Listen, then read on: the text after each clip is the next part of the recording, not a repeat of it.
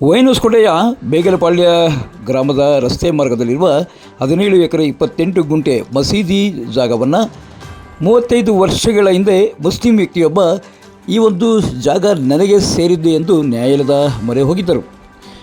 ಕಳೆದ 2 ದಿನಗಳ ಹಿಂದೆ ಈ ಒಂದು ನ್ಯಾಯಾಲಯದ ಆದೇಶ ಈ ಒಂದು ಸ್ಥಳ ಮಸೀದಿ ಜಾಗ ಎಂದು ಆದೇಶ ಹೊರಡಿಸಲಾಗಿದೆ.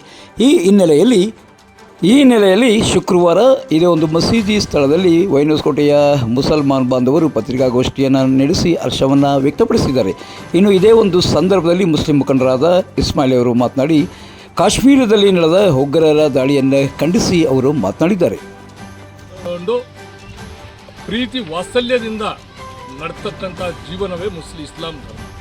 ಅಂತಹ ಒಂದು ನಿಟ್ಟಿನಲ್ಲಿ ಉಗ್ರವಾದವನ್ನು ಮಾಡಿರತಕ್ಕಂತಹದ್ದು ಬಹಳ ಹೇಯವಾದ ಕೆಲಸ. ಅದಕ್ಕೆ ನಾವು ಖಡಾಖಂಡಿತವಾಗಿ ಖಂಡಿಸ್ತೇವೆ. ಮೊದಲನೇದಾಗಿ ಇವತ್ತು ನಾವೆಲ್ಲ ಮುಸ್ಲಿಂ ಜನಾಂಗದ ವತಿಯಿಂದ ಏನು ಕಾಶ್ಮೀರದಲ್ಲಿ ಉಗ್ರವಾದಗಳು ಒಂದು ಪ್ರವಾಸವನ್ನು ಹೋಗಿರ್ತಕ್ಕಂತಹ ಜನರ ಮೇಲೆ ಕೊಲೆಯನ್ನು ಮಾಡಿದ್ದಾರೆ, ಅದಕ್ಕೆ ನಾವು ಇಡೀ ಮುಸ್ಲಿಂ ಜನಾಂಗ ಹೊಸಕೋಟೆ ಇಡೀ ಮುಸ್ಲಿಂ ಬಾಂಧವರು ಇದನ್ನು ಭಾಳ ತೀವ್ರವಾಗಿ ಖಂಡಿಸ್ತಾ ಇದ್ದೀವಿ. ಯಾಕಂದರೆ ಇದು ಮನುಷ್ಯರು ಮಾಡತಕ್ಕಂಥ ಕೆಲಸ ಅಲ್ಲ. ಇಸ್ಲಾಂ ಧರ್ಮದಲ್ಲಿ ಯಾವುದೇ ರೀತಿಯ ಹಿಂಸೆಗೆ ಜಾಗನೇ ಇಲ್ಲ. ಕುರಾನ್ನಲ್ಲಿ ಹದೀಸಲ್ಲಿ ಯಾವುದೂ ಇಲ್ಲ. ಅಂತಹ ಒಂದು ಕೃತ್ಯವನ್ನು ಈ ಪೈಶಾಚಿಕ ಕೃತ್ಯವನ್ನು ಮಾಡಿದಾರಲ್ಲ, ಅದಕ್ಕೆ ನಾವು ಇಡೀ ಮುಸ್ಲಿಂ ಜನಾಂಗ ಇದಕ್ಕೆ ತೀವ್ರವಾಗಿ ಖಂಡಿಸ್ತಾ ಇದ್ದೀವಿ.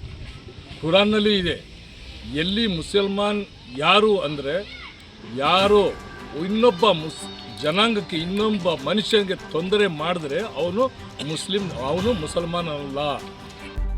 ಮಸೀದಿಯ ಕಾರ್ಯದರ್ಶಿಯಾದ ಮುಜಾಮಿಲ್ ಅವರು ಈ ಒಂದು ನ್ಯಾಯಾಲಯದ ಆದೇಶದ ಬಗ್ಗೆ ವಿವರಿಸಿದ್ದಾರೆ. ಈದ್ಗಾ ಮೈದಾನ ಏನಿದೆ, ಸುಮಾರು 450 ವರ್ಷಗಳ ಪ್ರಾಚೀನ ಕಾಲದ ಇದು ಈದ್ಗಾ.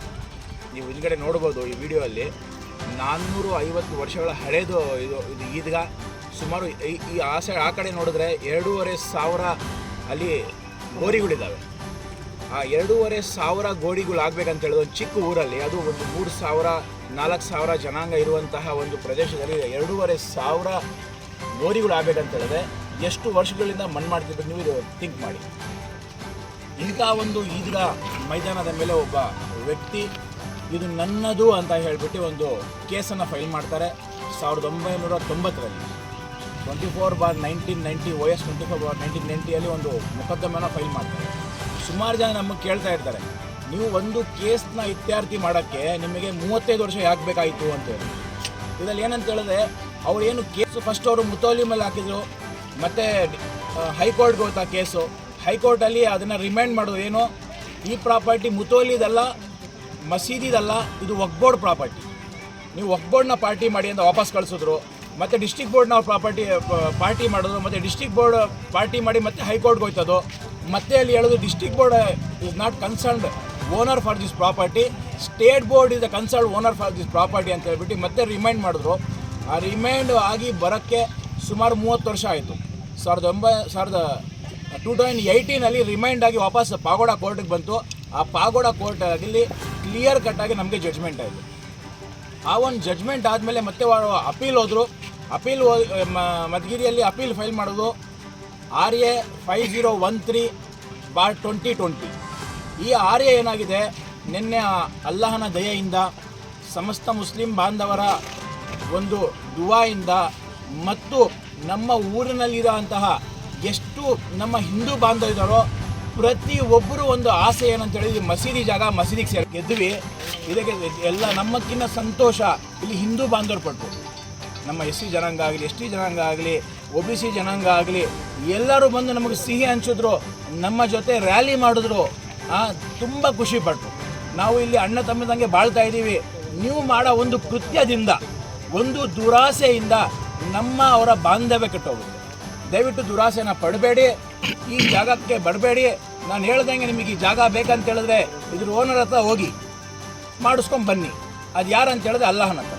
ನನಗೆ ಸಾಜಿದ್ ಸಾಬ್ ಈಗ ಆಗಲಿ ಮುತೋಲಿ ನಾನೇ ಈಗ ಹೊಸಕೋಟೆ ಜಾಮಿಯಾ ಮಸೀದಿ ಸುಮಾರು ನನಗೆ 83 ವರ್ಷ ಈಗ. ನಮ್ಮ 83 ವರ್ಷಕ್ಕಿಂತ ಮುಂಚೆ ಈ ಊರಿಗೆ ದೊಡ್ಡ ಸೌಕಾರ ಇದ್ದು ಇಮಾಮ್ ಸಾಬು ಅವರಂತ ಎಲ್ಲ ಅದು ಆ ಕಾಲದಿಂದ ನೋಡ್ಕೊಂಡು ಬರ್ತಾ ಇದ್ವಿ. ಈದ್ಗಾಗೇನೆ ವರ್ಷಕ್ಕೆ 2 ಸರ್ತಿ ಬಂದು ನಮಾಜ್ ಮಾಡ್ತೀವಿ. 100 ಜನಗಳು ಸತ್ತಿದ್ದವ್ರಿಗೆ ಇಲ್ಲಿ ಸಮಾಧಿ ಮಾಡ್ತೀವಿ ಬಂದು. ಇದಕ್ಕೆ ಅವತ್ತಿಂದ ಇವತ್ತು ಏನಿಲ್ಲ, ನಾವು ಒಂದೇ ಎಲ್ಲ ಮುಸ್ಲಿಂ ಬಾಂಧುಗಳೆಲ್ಲ ನಾವೆಲ್ಲ ಒಂದೇ ರೀತಿಯಾಗಿ ಇಲ್ಲಿ ಮಾಡ್ಕೊಂಡು ಹೋಗ್ತಾ ಇದ್ವಿ. ಯಾರೋ ಮಾತು ಕೇಳಿಬಿಟ್ಟು ಆ ಚಾಂದ್ ಭಾಷೆ ಆಗಿಬಿಟ್ಟು ಇವತ್ತು ನಮಗೆ ಭಾಳ ತೊಂದರೆ ಕೊಟ್ಟೆ. ಆದರೂ ಕೂಡ ನಮ್ಮೆಲ್ಲ ಕುಪ್ಪಾರದಿಂದ ನಮಗೆ ಈಗ ಈ ಈದ್ಗಾ ಮೈದಾನ್ ಸುಮಾರು ಸರ್ವೆ ನಂಬರ್ ಪೂರಾ ಜಮೀನು ಕೂಡ ನಮ್ಗೆ ಆಗಿದೆ. ಇದೆಲ್ಲ ಕಯಾಮತ್ವರೆಗೂ ನಮಗೆ ನಾವು ಜಮಾತ್ ಮೂಲಕ ಇರಲಿ ಅಂತಂದು ಅಲ್ಲಾಹನ ಪ್ರಾರ್ಥಿಸಿ ನನ್ನ ಮಾತನ್ನು ಮುಗಿಸ್ತಾ ಇದ್ದೀನಿ. ಈ ಒಂದು ಪತ್ರಿಕಾಗೋಷ್ಠಿಯಲ್ಲಿ ಮಸೀದಿಯ ಪ್ರೆಸಿಡೆಂಟ್ ಆದ ಸಾದಿಕ್ ಸಾಬ್, ವೈಸ್ ಪ್ರೆಸಿಡೆಂಟ್ ಆದ ನಾದಿರ್ ಸಾಬ್ ಮತ್ತು ಶಫೀವುಲ್ಲಾ, ಮೊಹಮ್ಮದ್ ಇಸ್ಮಾಯಿಲ್, ಅಹಮದ್ ಖಾನ್, ಮುಜೀಬ್, ಬೇಲ್ದಾರ್ ಮುನ್ನಾ, ಕಯ್ಯೂಮ್, ಶಾನ್ವಾಜ್, ಖಲೀಲ್, ಜಾಫರ್, ಹಿದಾಯತ್, ರಹಮತುಲ್ಲಾ, ಶೋಯಬ್, ನಾಸೀರ್ ಅಲಿ ಖಾನ್, ಜಫೀರ್ ಖಾನ್ ಸೇರಿದಂತೆ ಮಸೀದಿಯ ಎಲ್ಲ ಮುಖಂಡರುಗಳು ಹಾಜರಿದ್ದರು. ಪಾವಗಡ ತಾಲೂಕಿನ ತಾಜಾ ಸುದ್ದಿಗಳಿಗಾಗಿ ನಮ್ಮ ಚಾನಲನ್ನು ಪಾವಗಡ ಪವರ್ ನ್ಯೂಸ್ ಎಂದು ಟೈಪ್ ಮಾಡಿ, ಸಬ್ಸ್ಕ್ರೈಬ್ ಮಾಡಿ, ಜಾಹೀರಾತು ನೋಡಿ, ಪ್ರೋತ್ಸಾಹಿಸಿ, ಬೆಂಬಲಿಸಿ. ನಾನು ನಿಮ್ಮ ಸತ್ಯ ಲೋಕೇಶ್, ಸಂಪಾದಕರು, ಪಾವಗಡ ಪವರ್ ನ್ಯೂಸ್.